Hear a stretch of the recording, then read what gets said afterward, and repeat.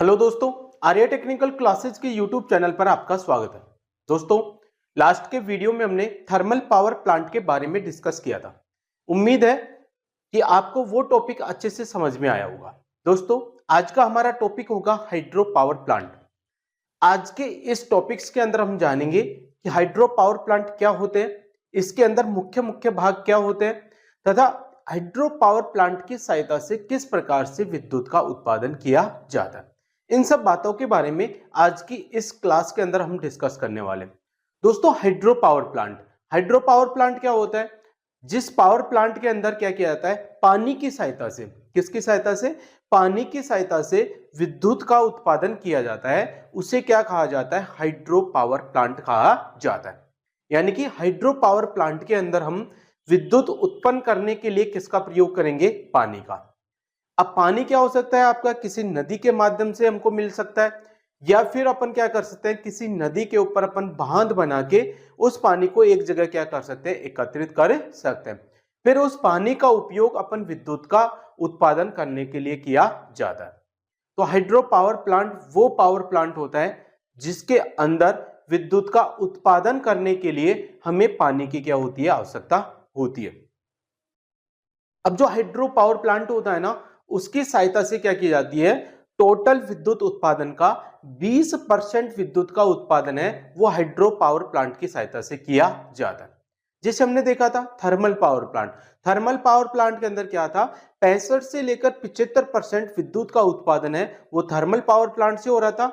अब जो hydro power plant है उसकी सहायता से 20% विद्युत का क्या किया जाता है? उत्पादन किया जाता है। जो हाइड्रो पावर प्लांट है, देखिए हाइड्रो पावर प्लांट की दक्षता सभी पावर प्लांट से क्या होती है? ज्यादा होती है। इस पावर प्लांट की जो एफिशिएंसी होती है, जो दक्षता होती है, वो सब पावर प्लांट से क्या होती है? ज्यादा होती है। कितनी होती है इसकी दक्षता? तो इसकी दक्षता 90% से क्या होती है? ज्यादा होती है। तो अगर आपसे एग्जाम्स के अंदर पूछे जाए कि किस पावर प्लांट की दक्षता सबसे ज्यादा होती है, तो वो पावर प्लांट कौन सा होगा? आपका हाइड्रो पावर प्लांट। फिर बात आती है कि जो हाइड्रो पावर प्लांट होता है उसकी जो प्रारंभिक लागत होती है, स्टार्टिंग में जो इनिशियल कॉस्ट होती है, स्टार्टिंग में इस प्लांट को स्थापित करने की जो लागत होती है वो बहुत ज्यादा होती है। जितने भी पावर प्लांट है उसमें से सबसे ज्यादा लागत इसी पावर प्लांट के अंदर आती है। लेकिन जब एक बार ये पावर प्लांट बन जाता है तो इसके बाद में जो इसमें विद्युत उत्पादन में जो कॉस्ट आती है वो सब पावर प्लांट से क्या आती है? कम आती है। यानी कि हम बोल सकते हैं कि हाइड्रो पावर प्लांट की प्रारंभिक लागत तो क्या होती है? सबसे ज्यादा होती है, लेकिन बाद में जो रनिंग लागत होती है वो सबसे क्या होती है? कम होती है।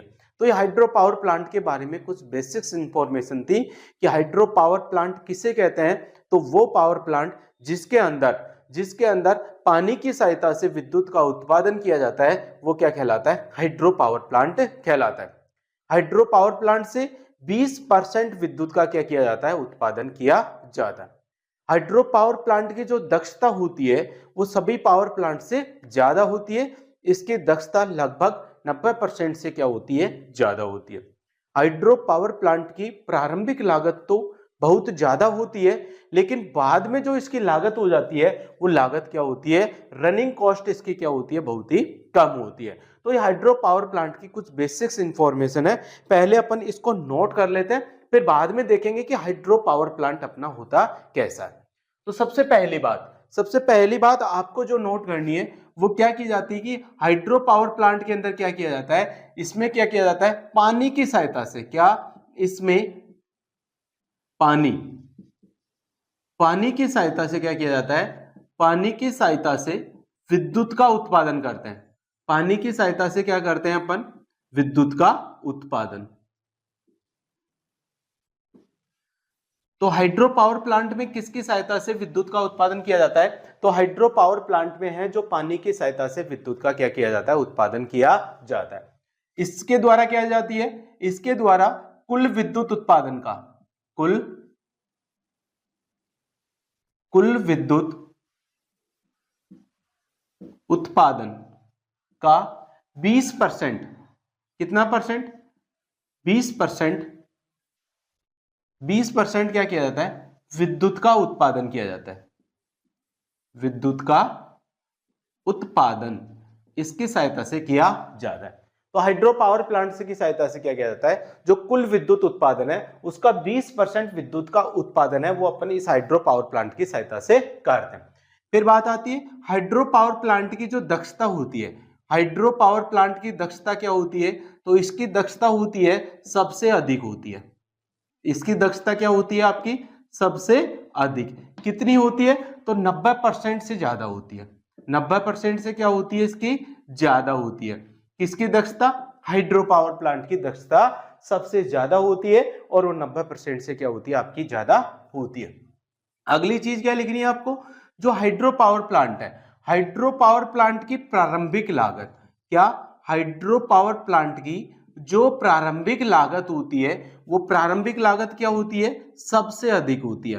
प्रारंभिक लागत तो इसकी क्या होती है, सबसे अधिक।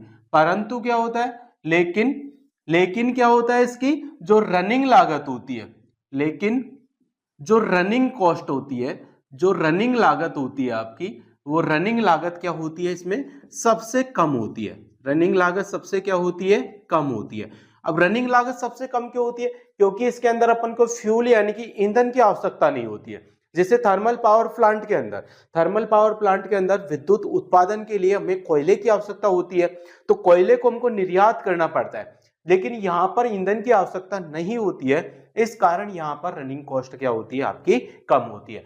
तो यह हाइड्रो पावर प्लांट से संबंधित कुछ बेसिक्स इंफॉर्मेशन है जो आपके लिए इंपॉर्टेंट है, आपको इनको याद रखना है कि इसमें पानी की सहायता से विद्युत का उत्पादन किया जाता है। इसके कुल विद्युत उत्पादन का 20% विद्युत का उत्पादन हाइड्रो पावर प्लांट की सहायता से किया जाता है। हाइड्रो पावर प्लांट की दक्षता सबसे अधिक होती है, कितनी होती है, 90% से भी ज्यादा होती है। इसकी जो प्रारंभिक लागत है वो सबसे अधिक होती है, लेकिन रनिंग लागत क्या होती है, सबसे कम होती है। अब ये तो हो गई आपके हाइड्रो पावर प्लांट की कुछ बेसिक्स इंफॉर्मेशन। अब हम देखेंगे कि हाइड्रो पावर प्लांट होती है उसका जो संरचना होती है वो किस प्रकार से होती है। तो ये इंफॉर्मेशन आपने नोट की, ठीक है, इनको मैं मिटा देता हूं। देखिए अब देखेंगे हम अपन हाइड्रो पावर प्लांट की संरचना के बारे में कि आपका जो हाइड्रो पावर प्लांट होता है वो किस प्रकार का होता है तथा इस पावर प्लांट के अंदर कौन कौन से भाग होते हैं। तो आप ये जो डायग्राम देख पा रहे हो, ये डायग्राम है आपके हाइड्रो पावर प्लांट का। ये डायग्राम किसका है, आपका हाइड्रो पावर प्लांट का। अब अपन एक एक भाग देखेंगे कि इसके अंदर कौन कौन से भाग के अंदर क्या क्या चीजें स्थित होती है। तो इस डायग्राम के अंदर अपन देखते हैं सबसे पहले ये वाला भाग जो सबसे मोस्ट इंपोर्टेंट भाग है, इस पावर प्लांट का सबसे मोस्ट इंपोर्टेंट भाग, और इस भाग को, जिस भाग को बनाने में सबसे ज्यादा लागत या सबसे ज्यादा पैसा खर्च होता है, तो वो ये वाला भाग है। ये वाला भाग क्या है आपका, ये है आपका डैम। क्या है आपका डैम। डैम यानी कि क्या है, ये बांध है। ये क्या है आपका बांध। ये क्या है आपका डैम हो गया। ये तो क्या हो गया आपका डैम। डैम का मतलब क्या होता है, बांध। बांध आपको पता ही है क्या होता है, जिसके अंदर पानी को क्या किया जाता है, स्टोर किया जाता है। तो ये तो हो गया डैम। अब ये डैम, डैम से यहां से क्या लगा रखा है, एक ये ऐसे अपन ने एक पानी को ले जाने के लिए एक क्या बना रखी है, एक ऐसे नहर टाइप में, खुली टाइप में एक कैनाल बना रखी है। खुली टाइप में क्या बना रखी है, कैनाल। इसको बोलेंगे अपन क्या, ओपन कैनाल। इसको क्या बोलेंगे अपन, ओपन कैनाल। इसको क्या बोलेंगे, ओपन कैनाल। क्योंकि डैम से जो पानी है, इस पानी को अपन यहां तक लेके आएंगे, इसको अपन बोलेंगे ओपन कैनाल। बिल्कुल खुला हुआ होता है, जैसे एक तरह से नाली होती है, जैसे उस टाइप में होता है, तो ओपन कैनाल हो गया। अब डैम के नीचे यहां पर एक छोटा सा वाल्व लगा होता है, इस वाल्व को बोलते हैं अपन स्पिलवे वाल्व। इसको क्या बोलते हैं अपन, स्पिलवे वाल्व। इसको क्या बोलेंगे, स्पिलवे वाल्व बोलेंगे। अभी मैं आपको एक एक का कार्य बताऊंगा। पहले देख लेते हैं कि इस डैम के अंदर कौन कौन से भाग होते हैं और कहां कहां पर स्थित होते हैं।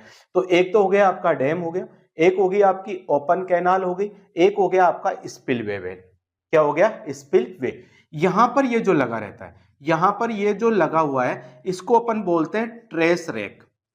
इसको अपन बोलते हैं क्या, ट्रेस रैक। इसको क्या बोलेंगे अपन, ट्रेस रैक बोला जाता है। ये जो आपका टैंक टाइप में बना हुआ है, ये जो टैंक आपका यहां पर बना हुआ है, इसको अपन बोलते हैं फोर बे टैंक। इसको क्या बोलते हैं अपन, फोर बे टैंक। इसको क्या कहा जाता है, फोर बे टैंक।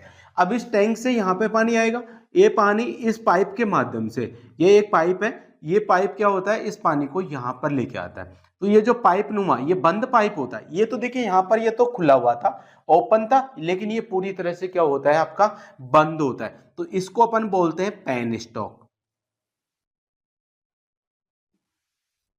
इसको क्या बोलते हैं, पेन स्टॉक। अब पेन स्टॉक के बीच में ये एक ऐसे टैंक जैसी संरचना लगी हुई है, इसको अपन बोलते हैं सर्ज टैंक। इसको क्या बोलते हैं, सर्ज टैंक। अब यहां पर क्या लगा हुआ है, ये एक वाल्व लगा हुआ है। ये क्या लगा हुआ है, एक वाल्व। वाल्व क्या करता है, इस पानी से आने वाले पानी, इस पाइप से आने वाले पानी को क्या करता है, कंट्रोल।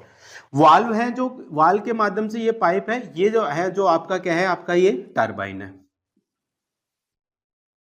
ये क्या है आपका टरबाइन, और टरबाइन के साथ ये शाफ्ट जुड़ी हुई है, और ये क्या है आपका अल्टरनेटर है। ये क्या है आपका अल्टरनेटर। ठीक है, तो ये सारे पार्ट्स किसके होते हैं, आपके हाइड्रो पावर प्लांट के होते हैं। तो हाइड्रो पावर प्लांट का सबसे मुख्य भाग क्या होता है, आपका डैम होता है, यानी कि बांध होता है।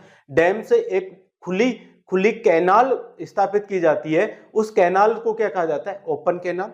इस डैम के निचले वाले भाग पे एक स्पिलवे वाल्व लगा होता है। इस कैनाल के, ये खुली हुई कैनाल है, इसके लास्ट वाले भाग पर क्या लगा रखा है, एक ट्रेस रैक लगा रहता है। फिर यहां पर एक फॉरबे टैंक बनाया जाता है। एक क्या बनाया जाता है, फॉरबे टैंक। अब ये फॉरबे टैंक से क्या किया जाता है, एक पाइप स्थापित किया जाता है। इस पाइप के माध्यम से टरबाइन तक पानी को क्या किया जाता है, ले जाया जाता है। उस पाइप को अपन क्या बोलते हैं, पेन स्टॉक बोलते हैं। इस पेन स्टॉक के बीच में अपन एक क्या लगा देते हैं, सर्ज टैंक लगा देते हैं। एक क्या लगा देते हैं, सर्ज टैंक। लास्ट में यहां पर क्या लगा होता है, टरबाइन, और टरबाइन की शाफ्ट और अल्टरनेटर की शाफ्ट को आपस में क्या कर दिया जाता है, कपलिंग कर दिया जाता है। तो ये हो गया आपका हाइड्रो पावर प्लांट की क्या हो गई, आपकी संरचना, कि हाइड्रो पावर प्लांट की संरचना किस प्रकार से होती है, तथा हाइड्रो पावर प्लांट के अंदर कौन कौन से मुख्य भाग होते हैं। यहां पर मुख्य भाग आपका डैम हो गया, आपका ज्यादातर penstocks, surge stack, forebay tank, turbine, alternator, trash rack, spill valve और ओपन कैनाल। अब अपन एक एक चीज के बारे में डिस्कस करेंगे कि इसके अंदर ये चीजें क्या क्या होती है। सबसे पहले देखेंगे अपन क्या, डैम के बारे में। सबसे पहले किसके बारे में देखेंगे अपन, डैम। डैम यानी क्या होता है आपका, बांध। तो डैम का मुख्य कार्य क्या है, आपको पता है डैम का मुख्य कार्य क्या है। डैम क्या करता है, पानी को स्टोर किया जाता है। डैम के अंदर क्या किया जाता है, पानी को क्या किया जाता है, संग्रहित किया जाता है। अब ये पानी को स्टोर कर रहा है। दूसरा क्या करता है, डैम है जो आपका क्या करता है, इसके अंदर हेड तैयार करता है, कृत्रिम हेड, आर्टिफिशियल हेड का निर्माण भी किसकी सहायता से किया जाता है, डैम की सहायता से। मतलब डैम को अपन क्या करते हैं, बिल्कुल ऊंचाई पे बनाते हैं, फिर ऊंचाई से पानी को क्या किया जाता है, नीचे की तरफ लाया जाता है, जिससे पानी का फ्लो, पानी का प्रवाह क्या रहता है, तेज रहता है। अब जितना ज्यादा पानी का प्रवाह तेज रहेगा, उतना ज्यादा अपना टरबाइन क्या होगा, स्पीड से क्या करेगा, घूमेगा। तो इसके लिए अपन को क्या करना पड़ता है, डैम को ऊंचाई पर बनाया जाता है। अब ये जितना ऊंचाई ज्यादा होगी, डैम की पृथ्वी के धरातल से जितनी ज्यादा ऊंचाई होगी, उसका हेड भी उतना ही क्या होगा, ज्यादा होगा। मतलब डैम को अपने कितनी ऊंचाई पर बनाया है, उसी को अपन क्या बोलते हैं, हेड। क्योंकि डैम जितनी ज्यादा ऊंचाई पे होगा, तो पानी का फ्लो, पानी का प्रवाह भी उतना ही क्या होगा, आपका तेज होगा। तो ये डैम है। डैम आपका दो काम करता है, एक तो पानी को क्या करता है, आपका संग्रहित करता है। दूसरा क्या करता है, इस पावर प्लांट के लिए, इस पावर प्लांट के लिए कृत्रिम हेड का क्या करता है, निर्माण करता है। तो डैम क्या होता है, यह क्या करता है, पहला काम तो क्या हो गया, यह पानी को संग्रहित करता है। पानी को क्या किया जाता है, पानी को क्या करता है, ये संग्रहित करता है, यानी कि पानी को क्या करता है, ये स्टोर करता है। तो डैम का पहला काम तो क्या हो गया, ये पानी को क्या करता है, आपका स्टोर यानी कि संग्रहित करता है। दूसरा, डैम का दूसरा काम क्या हो गया, ये क्या करता है, यह कृत्रिम हेड का निर्माण करता है। किसका निर्माण करता है, ये कृत्रिम हेड। हेड का मतलब समझ में आ गया आपका। डैम को अपन जितना ऊंचाई पे स्थापित करेंगे, कितना ऊंचाई लगा रहे हैं उसको, 10 मीटर, 30 मीटर, 50 मीटर, 200, 300, कितनी उसकी ऊंचाई है, उतना ही क्या होगा, उसका हेड होगा।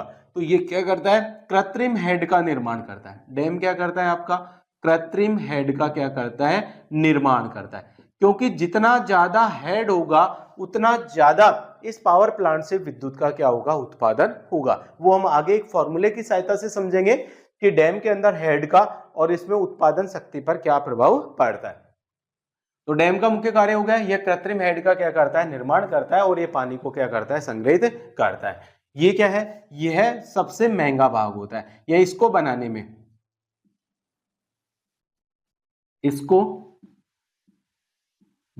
में सबसे ज्यादा लागत आती है। किसको बनाने में, डैम को बनाने में क्या होती है, सबसे ज्यादा लागत आती है। ये तो हो गया आपका डैम। फिर आता है स्पिलवे। दूसरा कौन सा है आपका, स्पिल वाल्व है। दूसरा क्या है आपका, स्पिल वाल्व।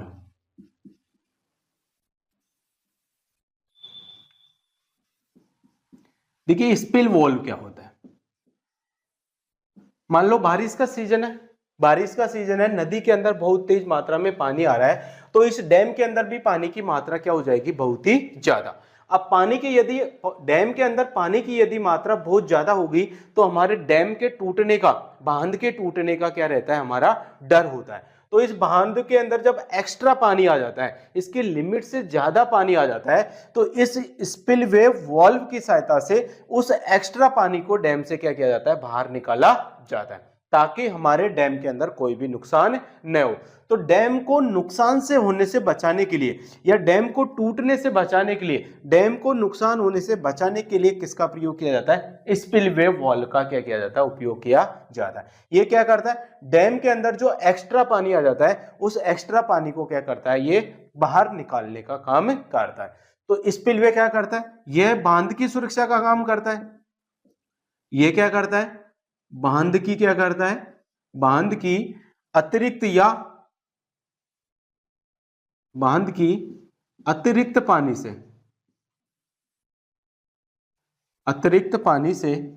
क्या करता है, ये सुरक्षा करता है।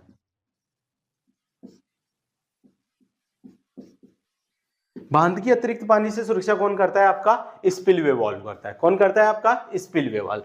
दूसरा क्या हो गया इसका काम, ये क्या करता है, आपका जो अतिरिक्त पानी हो इसकी सहायता से, या स्पिलवे वाल्व क्या होता है, इसकी सहायता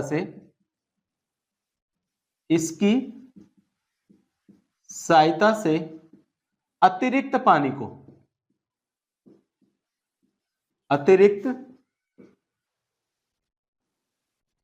को बाहर निकालते।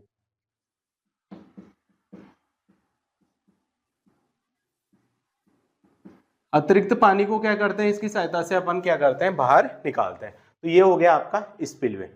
ओपन कैनाल का कोई ज्यादा इंपॉर्टेंट काम नहीं है। ये क्या करता है, जो डैम है उस डैम से पानी को कहां तक लाती है, आपके फॉरवे टैंक तक लाने का काम करती है। किसकी सहायता से, ओपन कैनाल के बाद। फिर आता है आपका ट्रेस रैक। क्या आता है आपका अगला भाग, क्या है आपका ट्रेस रैक। अब ट्रेस रैक क्या होता है, एक छलनी होती है। ट्रेस रैक क्या होती है, आपकी छलनी। क्योंकि ये बांध है, बांध में नदी से पानी आ रहा है, तो इसके अंदर कुछ अपशिष्ट पदार्थ, कचरा होता है। उस अपशिष्ट पदार्थ या कचरे को यहां पर छानने के लिए अपन क्या लगाया जाता है, ट्रेस रैक लगाया जाता है। क्योंकि ये यदि अपशिष्ट पदार्थ या कचरा यदि इस पैन स्टॉक पाइप के अंदर चल गया, तो पैन स्टॉक पाइप के अंदर ये क्या हो सकता है, इसको बंद कर सकता है, जाम कर सकता है। तो इस कचरे को छानने के लिए यहां पर हम एक छलनी लगाते हैं। उस छलनी को ही अपन क्या कहते हैं, ट्रेस रैक कहते हैं। क्या कहते हैं, ट्रेस रैक। तो बांध के पानी में से जो अपशिष्ट पदार्थ होते हैं, उन अपशिष्ट पदार्थों को छानने के लिए अपन किसका प्रयोग करते हैं, ट्रेस रैक का प्रयोग करते हैं। तो तीसरा क्या होगी आपकी होगी ये ट्रेस रैक। ट्रेस रैक क्या करती है, बांध के पानी में से यह बांध के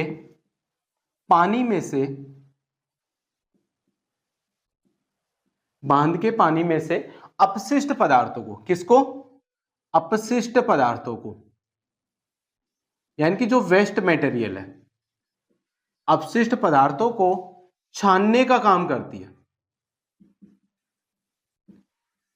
छानने का काम करती है। इस ट्रेस रैक को अपन बोल सकते हैं हिंदी में क्या, छलनी भी लिख सकते हैं। क्या लिख सकते हैं इसको, छलनी। तो बांध के अंदर, बांध के पानी में जो अपशिष्ट पदार्थ होते हैं, उन अपशिष्ट पदार्थों को छानने का काम कौन कर रही है, आपकी ट्रेस रैक कर रही है। ट्रेस रैक के बाद में आ जाता है क्या, आपका फोरवे टैंक। क्या आ जाता है आपका, फोरवे टैंक। अब देखिए फोरवे टैंक क्या होता है। कभी कभी क्या होता है, इस बांध के अंदर पानी की मात्रा कम हो जाती है, कभी बांध के अंदर पानी की मात्रा क्या हो जाती है, ज्यादा। तो यहां पर से बांध की मात्रा के अंदर पानी में क्या होता रहता है, कभी कभी उतार चढ़ाव होता रहता है। तो ये जो पानी में उतार चढ़ाव हो रहा है, पानी में कभी कमी हो रही है, कभी क्या हो रही है, ज्यादा, इस उतार चढ़ाव को कंट्रोल करने के लिए ही फोरबे टैंक का उपयोग किया जा रहा है। मतलब ये भी एक तरह से पानी को स्टोर करने के लिए एक छोटा बांध मान सकते हैं, छोटा जलाशय मान सकते हैं इसको।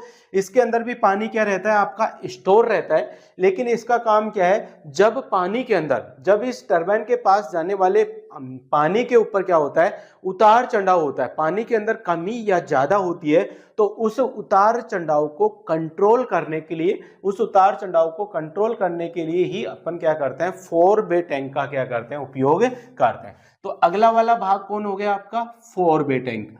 अगला क्या हो गया आपका, फोरबे टैंक।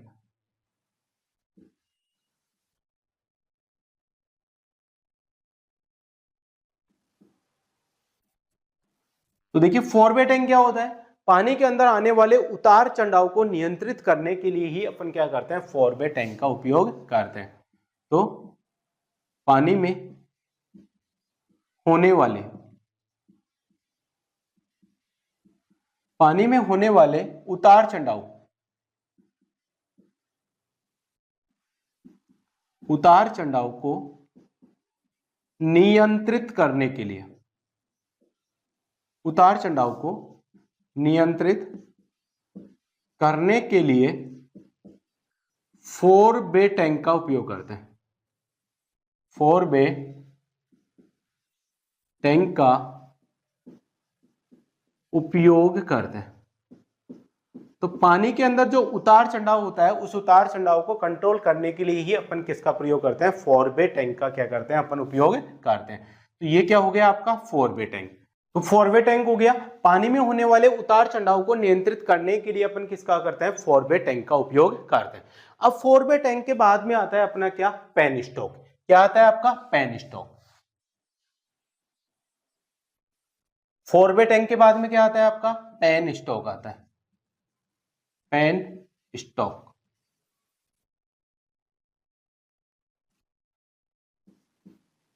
देखिए फैन स्टॉक क्या होता है, फैन स्टॉक क्या है, आपका एक बंद पाइप होता है। पैन स्टॉक क्या होता है, आपका एक बंद पाइप होता है। पैन स्टॉक का काम क्या करता है, पैन स्टॉक क्या करता है, इस बांध के पानी को टरबाइन की ब्लेड तक ले जाने का काम करता है। तो बांध का जो पानी है, उस बांध के पानी को टरबाइन तक ले जाने का जो काम करता है, वो कौन करता है, आपका पैन स्टॉक करता है।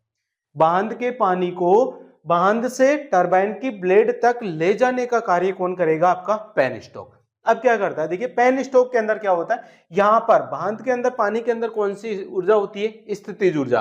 क्योंकि बांध के अंदर पानी एक जगह पर क्या होता है, आपका स्थिर रहता है। तो यहां पर पानी के अंदर कौन सी ऊर्जा होती है, स्थितिज ऊर्जा। लेकिन जब ये पानी इस पैन स्टॉक के अंदर आता है, ये पानी जब पैन स्टॉक के अंदर आता है, तो ये जो स्थितिज ऊर्जा है, अब यहां पर कौन सी ऊर्जा के अंदर कन्वर्ट हो जाती है, गतिज ऊर्जा में। कौन सी ऊर्जा में, गतिज ऊर्जा में। तो पैन स्टॉक के अंदर क्या होता है, पानी की जो स्थितिज ऊर्जा है, वो गतिज ऊर्जा में क्या हो जाती है, आपकी परिवर्तित हो जाती है। तो दो काम हो गए पैन स्टॉक के। तो पैन स्टॉक तो क्या कर रहा है, एक तो बांध से पानी को टरबाइन की ब्लेड तक ले जाने का काम कौन करता है, आपका पैन स्टॉक। पैन स्टॉक के अंदर क्या होता है, पानी की जो स्थितिज ऊर्जा है, वो किसके अंदर आपके बदल जाती है, गतिज ऊर्जा के अंदर क्या हो जाती है, वो बदल जाती है। तो पैन स्टॉक का काम क्या हो गया, पैन स्टॉक क्या करता है आपका, ये क्या करता है, बांध से, बांध से, बांध से पानी को, पानी को टरबाइन, टरबाइन तक ले जाने का कार्य करता है। बांध से पानी को टरबाइन तक ले जाने का कार्य करता है।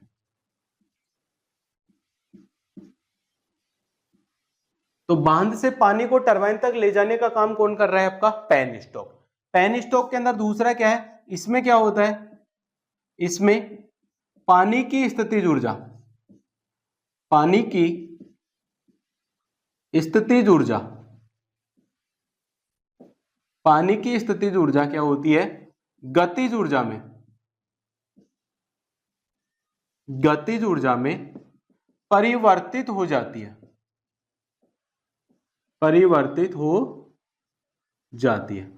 तो पानी की स्थितिज ऊर्जा किस में बदल जाती है? गतिज ऊर्जा में। तीसरा पूछा जाता है आपकी एग्जाम्स के अंदर, सबसे ज्यादा जो पूछा जाने वाला सवाल वो यही है कि पेन स्टॉक कहां पर स्थापित होता है। तो पेन स्टॉक देखिए, इधर तो है बांध और इधर है टरबाइन। बांध और टरबाइन इन दोनों के बीच में कौन स्थित होता है? आपका पेन स्टॉक। तो पेन स्टॉक को बांध व टरबाइन के बीच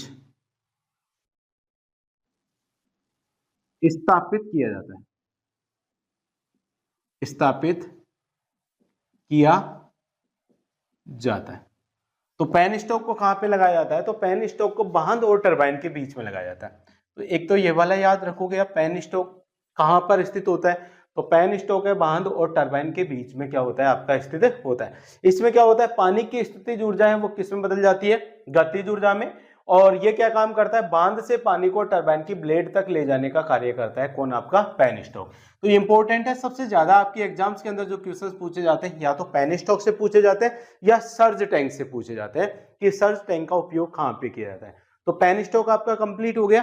पेन स्टॉक के बाद में आता है अगला पॉइंट आपका, कौन सा है? आपका सर्ज टैंक। अगला पॉइंट कौन सा है आपका? Surge tank. तो देखिए सर्ज टैंक क्या होता है।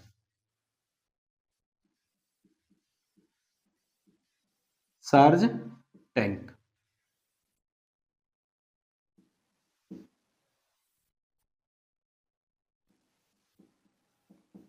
देखिए, सबसे पहली बात तो सर्ज टैंक को कहां पे लगाया जाता है? तो सर्ज टैंक को पेन स्टॉक के ऊपर क्या किया जाता है? स्थापित किया जाता है। कहां पर लगा हुआ है? ये पेन स्टॉक है। इस पेन स्टॉक के ऊपर किसको लगाया है अपन ने? सर्ज टैंक को। दूसरी बात, सर्ज टैंक का उपयोग कौन से पावर प्लांट के अंदर करते हैं? तो सर्ज टैंक का उपयोग अपन मीडियम और जो लार्ज पावर प्लांट होते हैं, मीडियम और जो लार्ज पावर प्लांट होते हैं उसके अंदर ही सर्ज टैंक का क्या किया जाता है? उपयोग किया जाता है। तो इसका जो उपयोग किया जाता है, पहली बात तो क्या, इसका उपयोग कौन कौन से पावर प्लांट के अंदर करते हैं? तो इसका उपयोग करते हैं अपन कौन से? मीडियम यानी कि मध्यम और लार्ज यानी कि बड़े, मध्यम और बड़े पावर प्लांट में।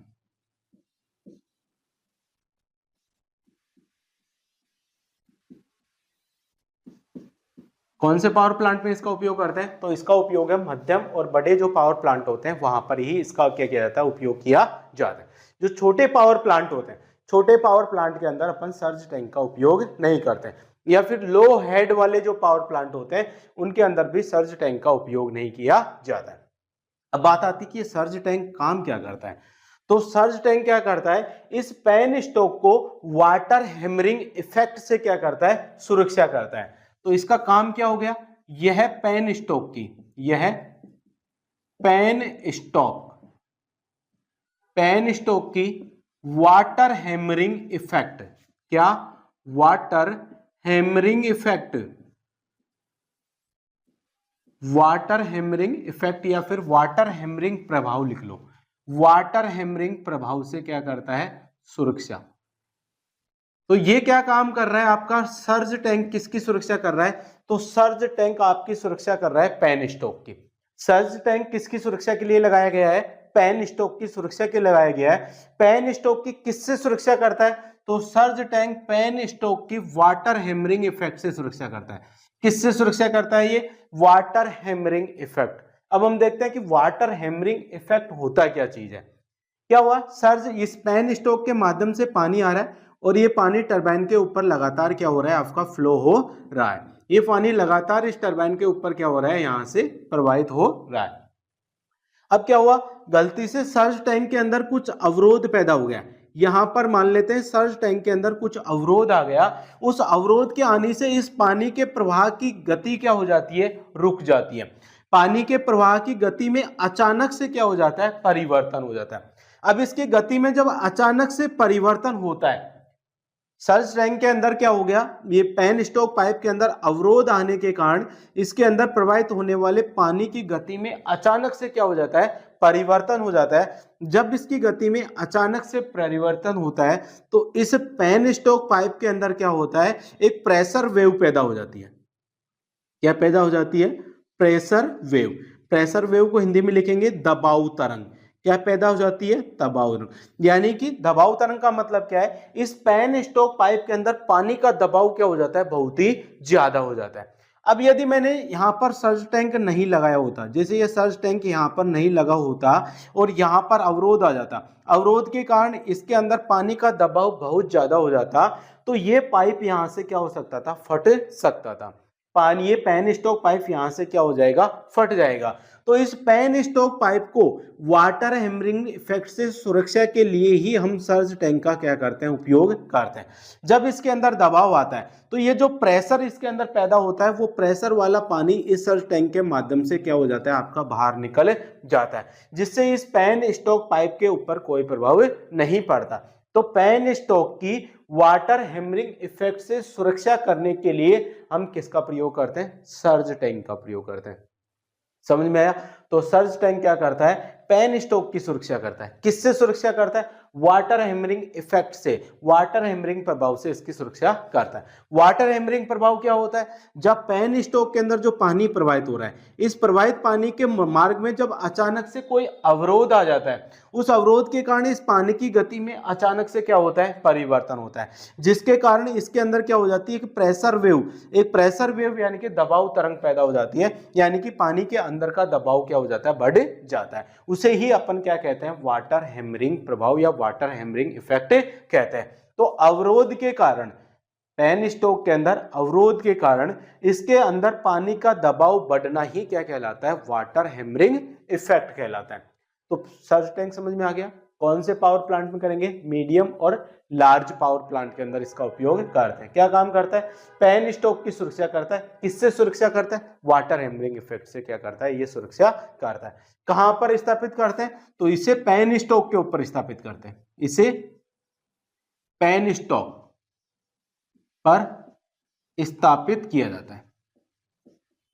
सर्ज टैंक को कहां स्थापित किया जाता है, तो सर्ज टैंक को है जो पेन स्टॉक पर क्या किया जाता है, आपका स्थापित किया जाता है। सर्ज टैंक कंप्लीट हो गया। इसके बाद में आता है ये आपका कंट्रोल वाल्व।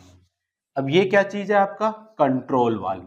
कंट्रोल वाल्व आपको पता है क्या काम कर रहा है, इस पेन स्टॉक पाइप से जो पानी आ रहा है, इस पानी की मात्रा को कंट्रोल करने के लिए यहां पर एक वाल्व लगाया जाता है, उसे ही अपन क्या कहते हैं, कंट्रोल वाल्व कहते हैं। तो कंट्रोल वाल्व क्या करता है, पेन स्टॉक में प्रवाहित पानी को क्या करता है, ये नियंत्रित करता है। अगला क्या चीज है आपका, अगला आ रहा है आपका कंट्रोल वाल्व यानी कि नियंत्रक वाल्व। नियंत्रक वाल्व क्या काम कर रहा है, नियंत्रक वाल्व आपका पेन स्टॉक में, पेन स्टॉक से प्रवाहित पानी, प्रवाहित पेन स्टॉक से प्रवाहित पानी की मात्रा को, पानी की मात्रा को क्या करता है, ये नियंत्रित करता है। पेन स्टॉक से प्रवाहित पानी की मात्रा को कौन करता है, आपका नियंत्रित, कंट्रोल वाल्व। कंट्रोल वाल्व के बाद में कौन आ जाता है, आपका टरबाइन। क्या आ जाता है, टरबाइन। टरबाइन क्या करता है आपका, देखिए टरबाइन की ब्लेडों के ऊपर जब ये पानी आता है तो टरबाइन घूमता है, टरबाइन के घूमने से अल्टरनेटर की शाफ्ट टरबाइन की शाफ्ट के साथ जुड़ी होती है, जिसे अल्टरनेटर घूमता है, और जैसे अल्टरनेटर घूमेगा तो अल्टरनेटर के अंदर विद्युत वाहक बल पैदा हो जाती है। तो अगला जो भाग आता है वो कौन आता है, आपका टरबाइन आता है। अगला पार्ट क्या है आपका, टरबाइन। तो देखिए टरबाइन क्या करता है, टरबाइन क्या कर रहा है, पानी की गतिज ऊर्जा को, क्या, पानी की गतिज ऊर्जा को, पानी की गतिज ऊर्जा को क्या करता है, यांत्रिक ऊर्जा में, यांत्रिक ऊर्जा में क्या करता है, ये परिवर्तित। तो पानी की गतिज ऊर्जा को ये क्या करता है, यांत्रिक ऊर्जा में क्या करता है, परिवर्तित करता है। कौन, आपका टरबाइन। फिर इस यांत्रिक ऊर्जा को किसको दिया जाता है, अल्टरनेटर को। फिर अल्टरनेटर यहां से यांत्रिक ऊर्जा लेकर क्या करता है, आपका विद्युत का उत्पादन करता है। अब इसके अंदर ये जो आपके टरबाइन होते हैं, ये टरबाइन क्या होते हैं, इसके अंदर 3 प्रकार के टरबाइन काम में लेते हैं। टरबाइन कितने प्रकार के होते हैं, तो टरबाइन के यदि हम प्रकार की बात करें तो टरबाइन कितने प्रकार के होते हैं, तो ये 3 प्रकार के होते हैं। टरबाइन कितने प्रकार के होते हैं भाई, 3 प्रकार के होते हैं। कितने प्रकार के होते हैं, 3। पहला जो टरबाइन होता है वो होता है कैपलान टरबाइन। कौन सा होता है आपका, कैपलान टरबाइन होता है।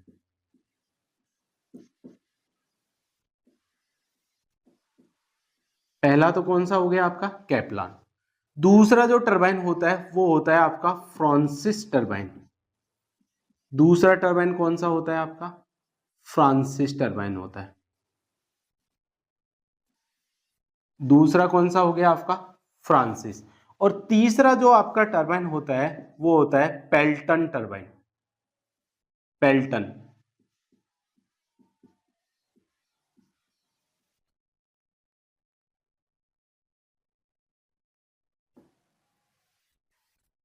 तीसरा टरबाइन कौन सा है आपका, पेल्टन टरबाइन। तो टरबाइन क्या काम करता है, पानी की जो गतिज ऊर्जा होती है उसको यांत्रिक ऊर्जा में क्या करता है आपका, परिवर्तित करता है। टरबाइन कितने प्रकार के होते हैं आपके, 3 प्रकार के होते हैं। एक होता है कौन सा आपका, कैपलान टरबाइन। दूसरा होता है कौन सा, फ्रांसिस टरबाइन। और तीसरा होता है कौन सा आपका, पेल्टन टरबाइन। अब देखें कैपलान टरबाइन का उपयोग कहां पे किया जाता है, फ्रांसिस का कहां पे करते हैं और पेल्टन का कहां पर करते हैं। थोड़ा थोड़ा बेसिक आपको इनके बारे में पता होना चाहिए। सबसे पहले अपन बात करेंगे कैपलान टरबाइन की।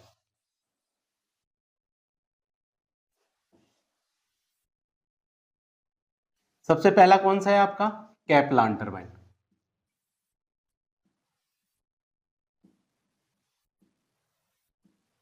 कौन सा है आपका, कैपलान।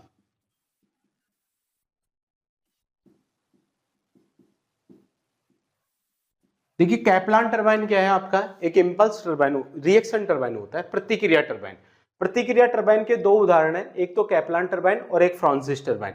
ये दोनों ही टरबाइन है वो क्या है आपके, प्रतिक्रिया यानी कि रिएक्शन टरबाइन के उदाहरण है।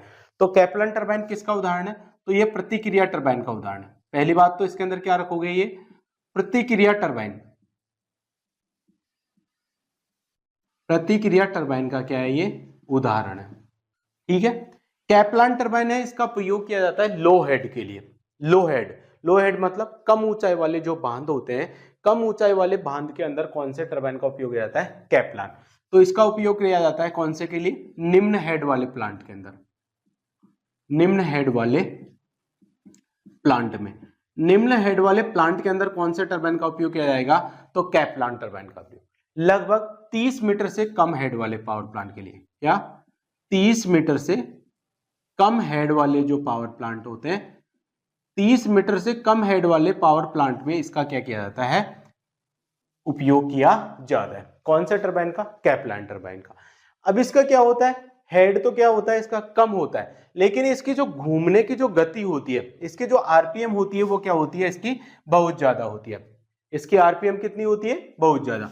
आरपीएम होती है इसकी कितनी, 300 से 1000 आरपीएम।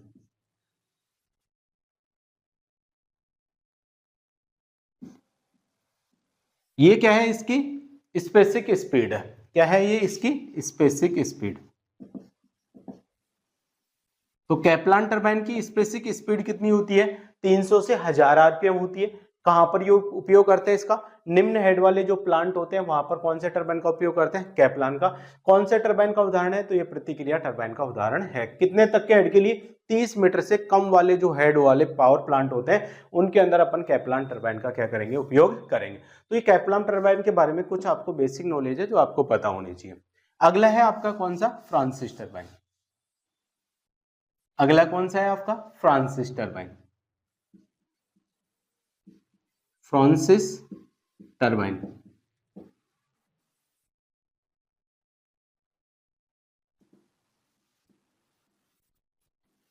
देखिए आपका जो फ्रांसिस टरबाइन है ये भी क्या है आपका, ये भी आपका प्रतिक्रिया टरबाइन का उदाहरण है। ये भी क्या है आपका, प्रतिक्रिया टरबाइन। प्रतिक्रिया टरबाइन को इंग्लिश में बोलते हैं क्या, रिएक्शन टरबाइन। तो ये भी क्या है आपकी, रिएक्शन टरबाइन का ही क्या है आपका उदाहरण है। ठीक है। उपयोग कहां पर करते हैं इसका, मीडियम हेड वाले पर। मीडियम हेड यानी कि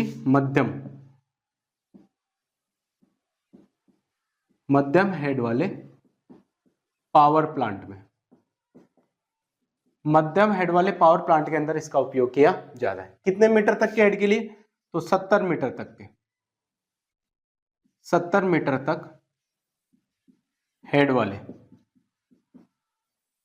पावर प्लांट में इसका क्या किया जाता है? उपयोग किया जाता है। अब इसके अंदर आपको ये हो गया आपका 70 मीटर हेड तक इसका उपयोग रहता है मध्यम हेड वाले पावर प्लांट में। और कौन से टरबाइन का उदाहरण है? ये आपका प्रतिक्रिया टरबाइन का वो क्या है? आपका उदाहरण है। फिर इसमें बात आता है इसके अंदर जो पानी का जो फ्लो होता है, पानी का जो इसके अंदर फ्लो होता है वो अंदर की तरफ और क्या होता है? आपका रेडियल फ्लो होता है।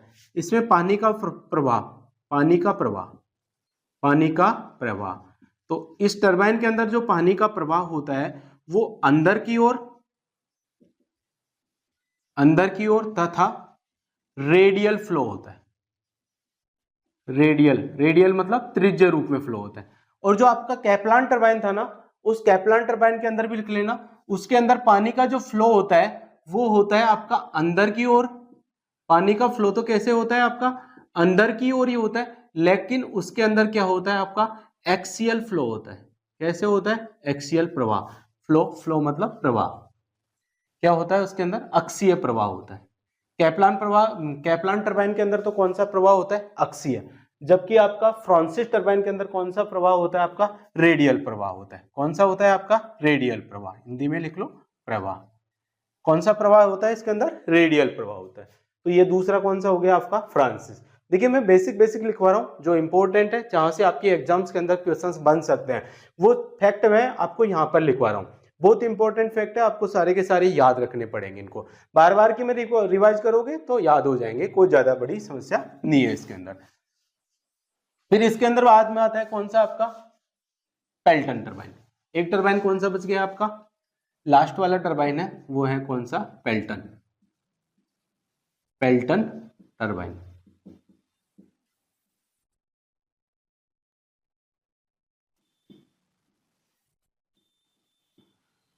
जैसे हमने देखा कैप्लान और फ्रांसिस कौन से टरबाइन के उदाहरण थे? तो रिएक्शन टरबाइन के उदाहरण थे, प्रतिक्रिया टरबाइन के उदाहरण थे। वैसे जो पेल्टन टरबाइन है वो क्या है? आपके आवेग टरबाइन। कौन सा? आवेग टरबाइन यानी कि इंपल्स।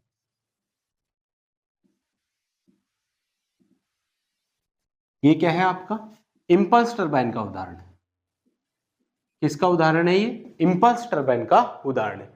इसका उपयोग किया जाता है किसके लिए? तो हाई हेड वाले पावर प्लांट, जो हाई हेड यानी कि उच्च हेड वाले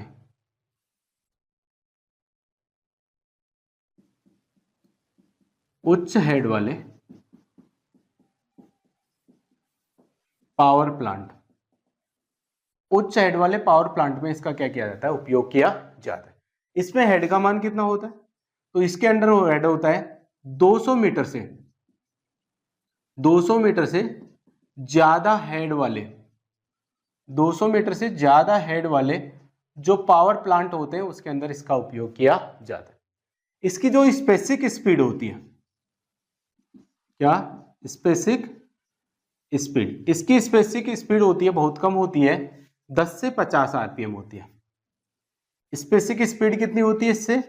10 से 50 आरपीएम। बहुत कम होती है इसमें, क्योंकि हेड ज्यादा है तो इसकी स्पीड क्या रहेगी? कम। जबकि जो फ्रांसिस टरबाइन है, क्या है आपका? फ्रांसिस टरबाइन की शायद स्पेसिफिक स्पीड नहीं लिखी थी, वो होती है आपकी 60 से कितनी होती है? 300 आरपीएम होती है। फ्रांसिस टरबाइन की स्पेसिफिक स्पीड कितनी होती है? 60 से लेकर 300। जबकि पेल्टन की कितनी होती है? 10 से 50। और कैप्लान की कितनी होती है? 300 आरपीएम से 1000 आरपीएम। तो इनकी स्पेसिफिक स्पीड और हेड एक दूसरे के विपरीत होते हैं। जिसका हेड कम होगा उसकी स्पेसिफिक स्पीड क्या रहेगी? ज्यादा। और जिसका हेड ज्यादा होगा उसकी स्पेसिफिक स्पीड क्या होगी? कम होगी। तो ये हो गए आपके कौन से? टरबाइन के प्रकार, कि आपके टरबाइन कितने कितने प्रकार के होते हैं। तो टरबाइन कितने प्रकार के होते हैं? आपके 3 प्रकार के। तो आपका ये हो गया आपका कौन सा, हाइड्रो पावर प्लांट। क्या हो गया आपका, हाइड्रो पावर प्लांट। तो हाइड्रो पावर प्लांट के अंदर हमने क्या देखा, हाइड्रो पावर प्लांट के अंदर क्या होता है, एक डैम होता है जिसके अंदर पानी को क्या किया जाता है, स्टोर किया जाता है। अब इस डैम से पानी को इस ओपन कैनाल के माध्यम से फॉरवे टैंक तक क्या किया जाता है, लाया जाता है। फॉरवे टैंक क्या होता है, एक छोटा सा जलाशय होता है। फिर इस फॉरवे टैंक से पानी को इस पैन स्टोक के माध्यम से इस टरबाइन के पास में क्या किया जाता है, ले जाया जाता है। तो इस पैन स्टोक्स के अंदर, इस पैन स्टोक के माध्यम से पानी को कहां पर पहुंचाया जाता है, टरबाइन के पास। जब इस पानी इस टरबाइन की ब्लेडों पर आता है तो टरबाइन क्या होता है आपका, घूमता है, यानी कि टरबाइन के अंदर यांत्रिक ऊर्जा पैदा होती है। उस यांत्रिक ऊर्जा को इस अल्टरनेटर को प्रदान किया जाता है, जिससे अल्टरनेटर क्या करता है आपका, घूमता है और विद्युत का उत्पादन करता है। इस पैन स्टोक पाइप के ऊपर क्या लगाया जाता है, एक सर्ज टैंक लगाया जाता है। ये सर्ज टैंक क्या करता है, इस पैन स्टोक पाइप की वाटर हैमरिंग इफेक्ट से क्या करता है, सुरक्षा करता है। तो वाटर हैमरिंग इफेक्ट से सुरक्षा करने के लिए क्या लगाया जाता है, यहाँ पर एक सर्ज टैंक लगाया जाता है। सर्ज टैंक का अपन उपयोग करते हैं मीडियम और जो लार्ज पावर प्लांट होते हैं उन्हीं के अंदर ही सर्ज टैंक का क्या किया जाता है, उपयोग किया जाता है। ये फॉरवे टैंक होता है। फॉरवे टैंक क्या करता है, इसके अंदर जो पानी है, डैम के अंदर जो पानी के अंदर जब उतार चढ़ाव होता है तो उस उतार चढ़ाव को कंट्रोल करने का काम कौन करता है, फॉरवे टैंक होता है। इस डैम के अंदर एक छोटा सा क्या लगाया जाता है, एक स्पिल वॉल्व लगाया जाता है। स्पिल वॉल्व क्या करता है, जब बारिश के दिनों में डैम के अंदर क्या हो जाता है, बहुत ज्यादा मात्रा के अंदर पानी एकत्रित हो जाता है, जिससे डैम के टूटने का खतरा होता है। उस कंडीशन में डैम के जो अतिरिक्त पानी है उसको निकालने के लिए स्पिलवे का उपयोग किया जाता है। फॉरवे टैंक के सिरे पर ही एक ट्रेस रैक लगाई जाती है। ट्रेस रैक का काम करती है, इस डैम से अंदर जो पानी आ रहा है, इस पानी के अंदर जो कचरा होता है, जो अपशिष्ट पदार्थ होते हैं, उस कचरे को या अपशिष्ट पदार्थों को छानने के लिए अपन क्या करते हैं, अपन यहाँ पर ट्रेस रैक का उपयोग करते हैं। इस पैन स्टॉक और टरबाइन के बीच में कंट्रोल वाल्व लगाया जाता है। पैन स्टॉक पाइप और टरबाइन के बीच में क्या लगाया गया है, कंट्रोल वाल्व लगाया गया है। कंट्रोल वाल्व क्या करता है, इस पैन स्टॉक से आने वाले पानी की मात्रा को क्या करता है, आपका नियंत्रित करता है। तो ये हो गया आपका हाइड्रो पावर प्लांट। तो हमने देखा हाइड्रो पावर प्लांट के अंदर कौन कौन से भाग होते हैं और किस भाग का क्या काम होता है, ये हमने अभी आपको डिस्कस किया है। अब इसके बाद में देखेंगे कि हाइड्रो पावर प्लांट होते हैं वो कितने प्रकार के होते हैं। हाइड्रो पावर प्लांट कितने प्रकार के होते हैं, इसको मैं मिटा रहा हूं।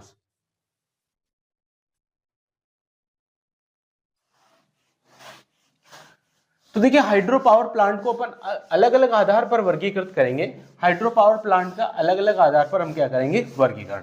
एक वर्गीकरण करेंगे हाइड्रो पावर प्लांट के अंदर हेड के आधार पर। हेड के आधार पर हाइड्रो पावर प्लांट कितने होते हैं। दूसरा वर्गीकरण करेंगे हाइड्रो पावर प्लांट की क्षमता के आधार पर, कि क्षमता के आधार पर हाइड्रो पावर प्लांट वो कितने प्रकार के होते हैं।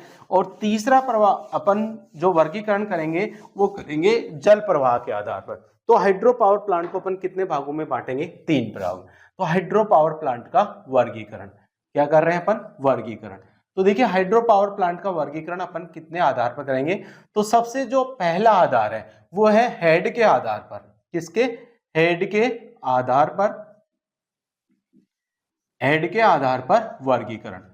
हाइड्रो पावर प्लांट का हेड के आधार पर क्या कर रहे हैं अपन, वर्गीकरण कर रहे हैं।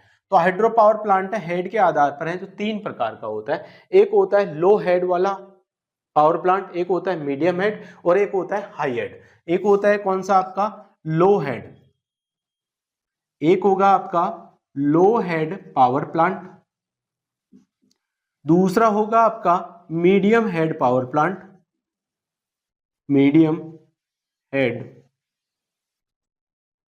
दूसरा कौन सा होगा आपका, मीडियम हेड पावर प्लांट। और तीसरा होगा आपका कौन सा, हाई हेड पावर प्लांट। तीसरा कौन सा होगा आपका, हाई हेड पावर प्लांट। ठीक है, तो हेड के आधार पर पावर प्लांट कितना प्रकार का होता है, 3 प्रकार का। इसको लिख लोगे आप, निम्न हेड पावर प्लांट, ये हो जाएगा आपका मध्यम हेड पावर प्लांट, और ये हो जाएगा आपका उच्च हेड पावर प्लांट, उच्च हेड पावर प्लांट। ठीक है, अब देखिए लो हेड पावर प्लांट का तो हेड कितना होता है, मीडियम का कितना होता है और हाई का कितना होता है। आपका जो 30 मीटर तक का, क्या 30 मीटर हेड तक के जो पावर प्लांट है, हेड तक के जो पावर प्लांट होंगे वो किसके अंदर आएंगे, आपके लो हेड पावर प्लांट के अंदर आएंगे। फिर आता है आपका क्या, 70 मीटर हेड तक के, कितने, 70 मीटर हेड तक के जो पावर प्लांट होंगे, 70 मीटर हेड तक के जो पावर प्लांट होंगे वो किसके अंदर आएंगे, आपका मीडियम हेड पावर प्लांट के अंदर हेड कितना आएगा, 70 मीटर तक। और जो 200 मीटर से ज्यादा हेड वाले जो पावर प्लांट है, क्या 200 मीटर से ज्यादा हेड वाले, 200 मीटर से ज्यादा हेड वाले जो पावर प्लांट है वो किसके अंदर आएंगे, आपके हाई हेड पावर प्लांट के अंदर आएंगे। तो आपको याद रखना है हेड के आधार पर पावर प्लांट कितने प्रकार के, 3 प्रकार के, निम्न हेड वाला पावर प्लांट, मध्यम हेड वाला पावर प्लांट और उच्च हेड वाला पावर प्लांट। निम्न हेड वाले पावर प्लांट के अंदर हेड कितना होता है, 30 मीटर तक का होता है, मध्यम के लिए कितना होता है, 70 मीटर तक, उच्च के लिए कितना आएगा, 200। अब क्या होता है, 70 के आसपास जो वैल्यू आएगी, जैसे 70 के बाद में आ गया 80, अगर यहां पर आपके एग्जाम के अंदर आ जाता है कि 80 मीटर तक हेड वाला जो पावर प्लांट है वो किसके अंदर आएगा, मध्यम हेड के अंदर आएगा, तो इनके आसपास की जो वैल्यू है वो यहां पर आएगी। 30 मीटर तक का निम्न में, 70 तक का किस में आएगा, मध्यम में, और 200 मीटर तक का किस में आ जाएगा, आपका हाई पावर प्लांट।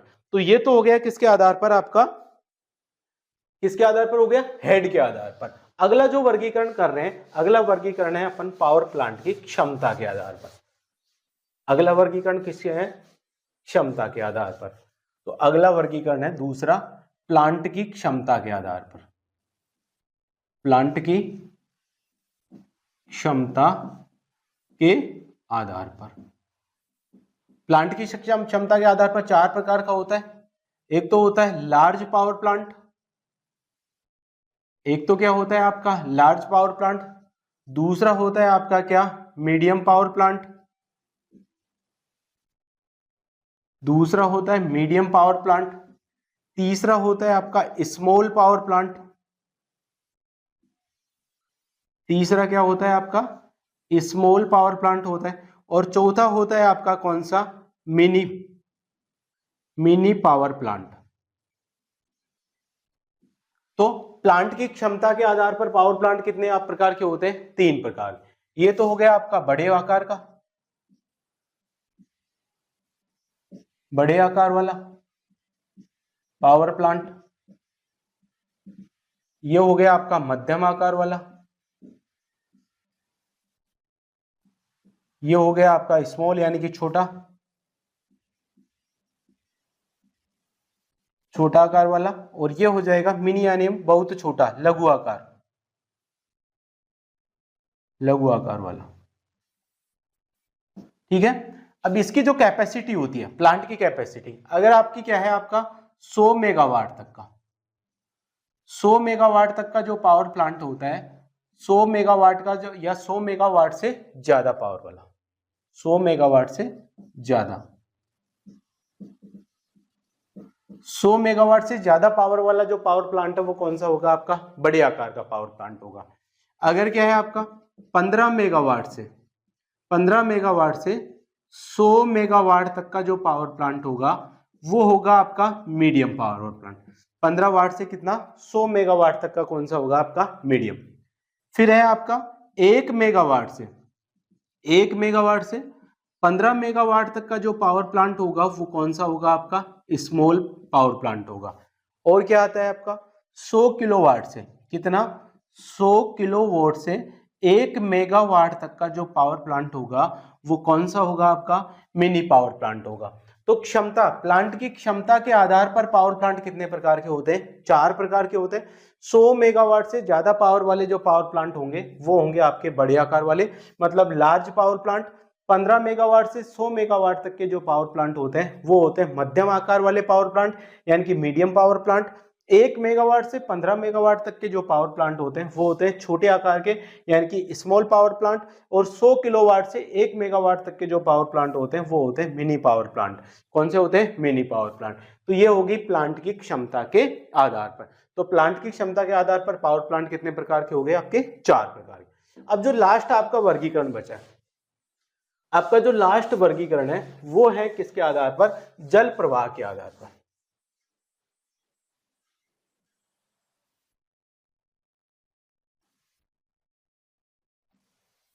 किसके आधार पर, आपका अगला है आपका कौन सा, जल प्रवाह के आधार पर। तीसरा वर्गीकरण कौन सा है आपका, जल प्रवाह के आधार पर। जल प्रवाह के आधार पर आपके जो हाइड्रो पावर प्लांट वो 3 प्रकार के होते हैं। पहला है आपका run of river, run of river hydro power plant, run of river hydro power plant. दूसरा होता है क्या, run of river with pondage, run of river with pondage power plant. और तीसरा होता है आपका reservoir, reservoir hydro power plant.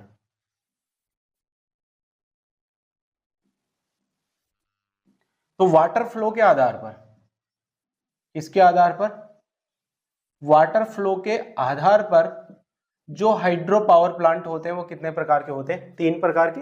Run of river,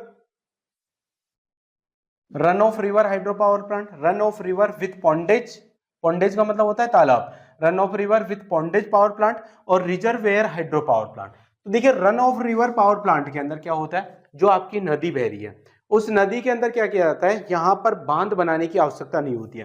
run of river power plant के अंदर क्या करता है, हमको बांध नहीं बनाया जाता है, इस पावर प्लांट के अंदर बांध का निर्माण नहीं किया जाता है। तब बांध का निर्माण नहीं कर रहे हैं तो पानी कहां से आएगा, तो जो आपकी नदी प्रवाहित हो रही है उस नदी में से ही, इसमें बगल में से क्या की जाती है, एक कैनाल बनाई जाती है और उस कैनाल के माध्यम से पानी को डायरेक्ट टरबाइन के पास क्या किया जाता है, ले जाया जाता है। तो run of river power plant के अंदर क्या किया जाता है, बांध का निर्माण नहीं किया जाता। अब बांध नहीं है तो वहां पर हमको पानी को स्टोर नहीं कर पाएंगे, क्योंकि पानी कहां पर स्टोर होता है, बांध के अंदर। तो इस पावर प्लांट के अंदर पानी का संग्रहण नहीं किया जाता है, पानी को स्टोर नहीं किया जाता है। केवल नदी आपकी प्रवाहित हो रही है, नदी प्रवाहित हो रही है तो उस नदी से ही क्या की जाती है, अलग से एक कैनाल बनाई जाएगी और उस कैनाल के माध्यम से ही विद्युत का क्या किया जाता है, उत्पादन किया जाता है। तो इसमें पहली लाइन क्या लिखोगे, इसमें क्या किया जाता है, पानी का स्टोर नहीं किया जाता है, पानी को संग्रहित नहीं करते, पानी को संग्रहित नहीं करते।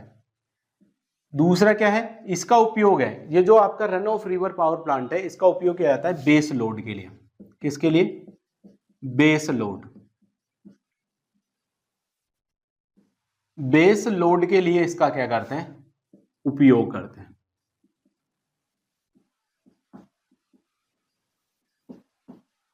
ठीक है, तो इसके अंदर क्या होता है, run of river hydro power plant के अंदर पानी को स्टोर नहीं किया जाता है, कोई बांध का निर्माण नहीं होता है इसके अंदर, कोई बांध का इसका अंदर उपयोग नहीं किया जाता। एक और लिख लो इसमें, बांध का निर्माण नहीं होता, बांध का निर्माण नहीं करते हैं। तो इसके अंदर है जो बांध का निर्माण नहीं करते हैं, अर्थात पानी को स्टोर नहीं करते हैं, और इसका उपयोग करते हैं अपन किसके लिए, बेस लोड के लिए। फिर आता है run of river with pondage power plant.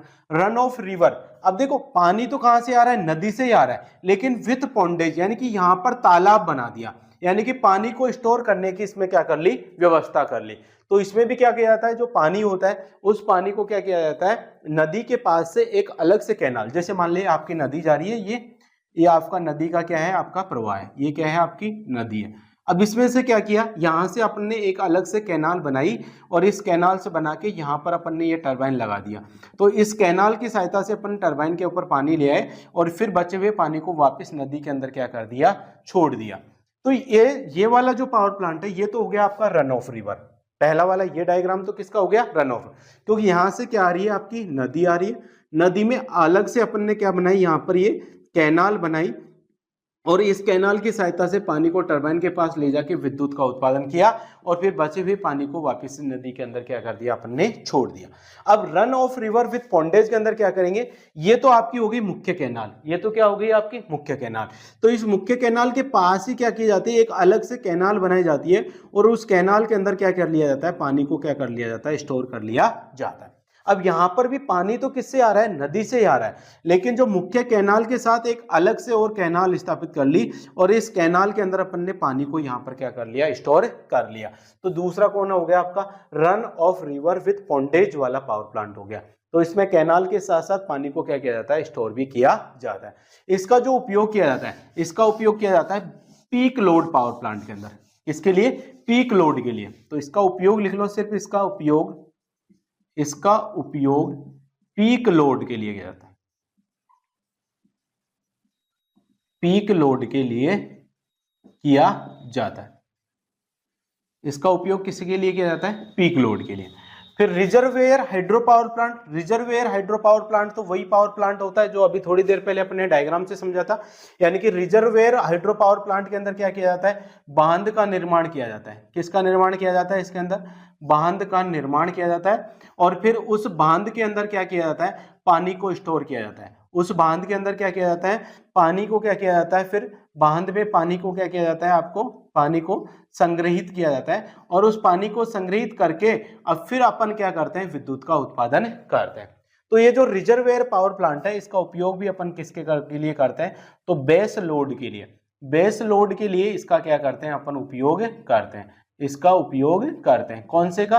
Reservoir. तो रिजर्वेयर तो अभी थोड़ी देर पहले अपन ने बिल्कुल अच्छे से पढ़ा था। तो रिजर्वेयर पावर प्लांट के अंदर क्या किया जाता है? अलग से बांध का निर्माण किया जाता है। उस बांध के अंदर पानी को संग्रहित किया जाता है, फिर विद्युत का उत्पादन किया जाता है। इसका उपयोग भी अपन बेस लोड के लिए किया जाता है। तो जल प्रवाह के आधार पर पावर प्लांट कितने प्रकार के होते हैं? आपके 3 प्रकार के। Run of river power plant, run of river with pondage और रिजर्वेयर हाइड्रो पावर प्लांट। तो ये जो हाइड्रो पावर प्लांट है उनका वर्गीकरण हमने देखा। हाइड्रो पावर प्लांट का वर्गीकरण हमने 3 आधार पर किया। एक तो किया हमने हेड के आधार पर। हेड के आधार पर हमने 3 प्रकार के हाइड्रो पावर प्लांट देखे। Low head power plant, medium head power plant और लार्ज हेड पावर प्लांट। दूसरा हमने जो वर्गीकरण किया है वो प्लांट की क्षमता के आधार पर किया। उसके आधार पर हमने 4 प्रकार के हाइड्रो पावर प्लांट देखे। Large hydro power plant, medium hydro power plant, small hydro power plant और मिनी हाइड्रो पावर प्लांट। तीसरा जो वर्गीकरण किया है हमने जल प्रवाह के आधार पर किया। तो जल प्रवाह के आधार पर हाइड्रो पावर प्लांट 3 प्रकार के देखे। Run of river hydro power plant, फिर दूसरा हमने देखा run of river with pondage hydro power plant और तीसरा हमने देखा कौन सा? Reservoir hydro power plant. तो आपका यह हाइड्रो पावर प्लांट का वर्गीकरण कंप्लीट होता है। इसके बाद में आपका मोस्ट इंपोर्टेंट यहाँ से जो आपका न्यूमेरिकल टाइप में कोई क्वेश्चन यहाँ से पूछ लेता है कि हाइड्रो पावर प्लांट के अंदर उत्पन्न होने वाली शक्ति, हाइड्रो पावर प्लांट के अंदर जो शक्ति उत्पन्न होती है उसका सूत्र क्या होता है? तो उत्पन्न होने वाली शक्ति किस किस के ऊपर निर्भर करती है? तो हाइड्रो पावर प्लांट में उत्पन्न शक्ति, तो उत्पन्न शक्ति का सूत्र अगर आप याद रख सकते हो तो रख लेना, नहीं तो मैं जो बताऊं वो याद रख लेना। देखिए हाइड्रो पावर प्लांट के अंदर उत्पन्न शक्ति का फॉर्मूला होता है क्या? QWH ईटा गुणा 9.81 गुणा 10⁻³ किलोवाट। ये क्या है आपका? हाइड्रो पावर प्लांट के अंदर उत्पन्न होने वाली शक्ति का क्या है? आपका सूत्र है कि हाइड्रो पावर प्लांट के अंदर जो शक्ति उत्पन्न होती है उसका फॉर्मूला क्या होता है? तो P बराबर होता है QWH ईटा 9.81 इंटू 10⁻³ किलोवाट। तो यहां पर देखिए Q बराबर, यहां पर Q बराबर क्या है? आपका वाटर डिस्चार्ज है। Q बराबर क्या है? आपका वाटर डिस्चार्ज। वाटर डिस्चार्ज का मतलब क्या होता है? हमने देखा था पैन स्टॉक। पैन स्टॉक की सहायता से पानी कहां पर पहुंचता है? आपके टरबाइन के पास। तो पैन स्टॉक से कितना पानी टरबाइन के पास पहुंच रहा है उसी को अपन क्या बोलते हैं? वाटर डिस्चार्ज बोलते हैं। इसको अपन लेते हैं मीटर क्यूब प्रति सेकंड के अंदर। फिर होता है आपका W बराबर क्या है? वाटर की डेंसिटी है। W बराबर क्या है? आपकी वाटर डेंसिटी। W बराबर क्या है? आपकी वाटर डेंसिटी है, पानी का घनत्व है। और तीसरा है आपका हेड, तीसरा H बराबर क्या है? Head of water. H बराबर क्या है? आपका हेड ऑफ वाटर यानी कि पानी का हेड। पानी का हेड किस में लेंगे अपन? मीटर में लेंगे। किस में लेंगे? मीटर में। और ईटा बराबर क्या है? आपकी प्लांट की एफिशिएंसी है। ईटा बराबर क्या है? प्लांट की एफिशिएंसी यानी कि प्लांट की दक्षता। तो ये आपको 4 वर्ड है, इसके अंदर 4 वर्ड आपके काम में आता है कि हाइड्रो पावर प्लांट के अंदर उत्पन्न होने वाली शक्ति किन किन राशियों के ऊपर निर्भर करती है। तो हाइड्रो पावर प्लांट के अंदर उत्पन्न होने वाली शक्ति इन 4 चीजों के ऊपर निर्भर करती है कि पैन स्टॉक पाइप से कितना पानी आपका फ्लो हो रहा है, कितना पानी क्या हो रहा है? आपका डिस्चार्ज हो रहा है। तो पैन स्टॉक पाइप से जो आपका पानी डिस्चार्ज हो रहा है, पैन स्टॉक पाइप से आपका जो पानी डिस्चार्ज हो रहा है उसको तो अपन किससे प्रदर्शित करेंगे? Q से। अब जितना ज्यादा पानी डिस्चार्ज होगा उतना ज्यादा पानी टरबाइन की स्पीड होगी, तो उतनी ज्यादा ही उसके अंदर शक्ति उत्पन्न होगी। तो हम देख रहे हैं हाइड्रो पावर प्लांट के अंदर उत्पन्न होने वाली जो शक्ति होती है वो Q के क्या होती है? आपकी समानुपाती होती है, यानी कि वाटर डिस्चार्ज के क्या होती है? आपकी समानुपाती होती है। दूसरा है वाटर डेंसिटी। वाटर डेंसिटी यानी कि पानी का घनत्व। पानी का घनत्व कितना होता है? 1000 किलोग्राम पर मीटर क्यूब। ये पानी का क्या होता है, आपका घनत्व होता है। ये वैल्यू फिक्स वैल्यू है, ये वैल्यू हमेशा क्या रहेगी, फिक्स। न्यूमेरिकल के अंदर आपका न्यूमेरिकल आता है तो W की वैल्यू आप कितना रखोगे, 1000 किलोग्राम पर मीटर क्यूब रखोगे। ये वाटर का क्या है, आपकी डेंसिटी, यानी कि पानी का क्या है, आपका घनत्व है। तो पानी का घनत्व कितना होता है, 1000 किलोग्राम पर मीटर क्यूब होता है। H बराबर क्या है, हेड ऑफ वाटर। हेड का मतलब मैंने आपको बताया था कि पानी को कितनी ऊंचाई पर हमने स्टोर किया है। अब पानी को जितना ज्यादा ऊंचाई पर स्टोर करेंगे उतना ज्यादा क्या रहेगा, हेड रहेगा। तो दूसरा, हाइड्रो पावर प्लांट के अंदर उत्पन्न होने वाली जो शक्ति है वो किसके ऊपर डिपेंड कर रही है, हेड के ऊपर डिपेंड कर रही है, पानी के हेड के ऊपर डिपेंड कर रही है कि हमने पानी को कितनी ऊंचाई पर स्टोर किया। ये तो फिक्स वैल्यू है, इसका मान तो हमेशा 1000 रहेगा। वाटर डेंसिटी तो हमेशा फिक्स रहेगी 1000 किलोग्राम पर मीटर। फिर आता है ईटा। ईटा बराबर क्या है, प्लांट की दक्षता। अब प्लांट की दक्षता भी हमेशा क्या रहती है, नियत रहती है। तो किसी भी हाइड्रो पावर प्लांट के अंदर उत्पन्न होने वाली जो शक्ति है वो केवल दो चीजों के ऊपर डिपेंड करती है। क्या, हाइड्रो पावर प्लांट के अंदर उत्पन्न होने वाली शक्ति कितनी चीजों पर निर्भर करती है, दो चीजों पर निर्भर करती है। तो आपको सिर्फ ये याद रखना है कि हाइड्रो पावर प्लांट के अंदर उत्पन्न होने वाली शक्ति P समानुपाती होता है Q इंटू क्या होता है, आपका H होता है। Q इंटू क्या होता है, आपका H होता है। इंपॉर्टेंट फॉर्मूला आपको याद रखना पड़ेगा। हाइड्रो पावर प्लांट के अंदर उत्पन्न होने वाली शक्ति वाटर डिस्चार्ज और पानी के हेड, इन दोनों के क्या होती है, समानुपाती होता है। तो यहाँ पर Q बराबर क्या है, आपका पानी वाटर डिस्चार्ज है, और H बराबर क्या है, पानी का हेड। तो हाइड्रो पावर प्लांट के अंदर उत्पन्न होने वाली शक्ति केवल दो राशियों पर निर्भर करती है। एक तो Q का मतलब है वाटर डिस्चार्ज, और एक H का मतलब है हेड ऑफ वाटर, यानी कि पानी का हेड। अगर जितना ज्यादा पानी का हेड होगा, देखो समानुपात में, अगर पानी का हेड ज्यादा होगा तो उत्पन्न होने वाली शक्ति भी क्या होगी, ज्यादा। अगर पानी का डिस्चार्ज ज्यादा होगा, अगर पानी का डिस्चार्ज ज्यादा होगा तो भी उत्पन्न होने वाली शक्ति क्या रहेगी, आपकी ज्यादा होगी। अगर पानी का डिस्चार्ज कम हो गया, यानी कि पेन स्टॉक से पानी कम मात्रा में आ रहा है, तो उत्पन्न होने वाली शक्ति भी क्या हो जाएगी, कम हो जाएगी। तो इसमें क्या होता है, हाइड्रो पावर प्लांट के अंदर उत्पन्न होने वाली शक्ति केवल कितनी चीजों पर निर्भर करती है, दो चीजों पर। मैं इसको लिख देता हूं, हाइड्रो पावर प्लांट में, हाइड्रो पावर प्लांट में उत्पन्न शक्ति, उत्पन्न शक्ति head of water discharge. Water discharge का मतलब होता है जल निर्वहन।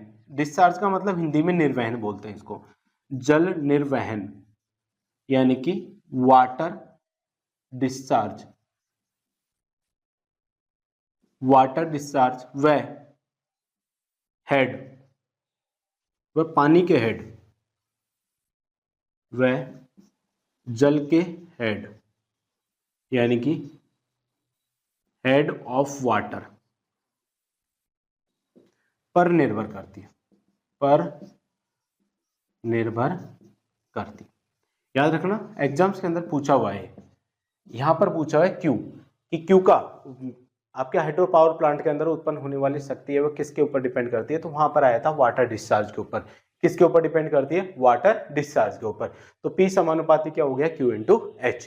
अब क्या होगा, जिसका हेड ज्यादा होगा, अगर हेड का मान बहुत ज्यादा है, तो अगर डिस्चार्ज कम है तो भी क्या कर सकते हैं, अपन शक्ति को क्या कर सकते हैं, उतनी ही शक्ति क्या कर सकते हैं, पैदा कर सकते हैं। अगर मैंने हेड के मान को बढ़ा दिया और डिस्चार्ज को कम कर दिया तो भी उत्पन्न होने वाली शक्ति के मान पर कोई प्रभाव नहीं पड़ेगा, क्योंकि एक राशि बढ़ रही है तो उसी अनुपात में अगर दूसरी राशि को घटाते हैं तो इस वाली राशि के ऊपर कोई प्रभाव नहीं पड़ता है। तो ये है आपके कौन सा, हाइड्रो पावर प्लांट के अंदर उत्पन्न होने वाली शक्ति का फॉर्मूला। P बराबर होता है QWH ईटा 9.81 इंटू 10⁻³ किलो वाट।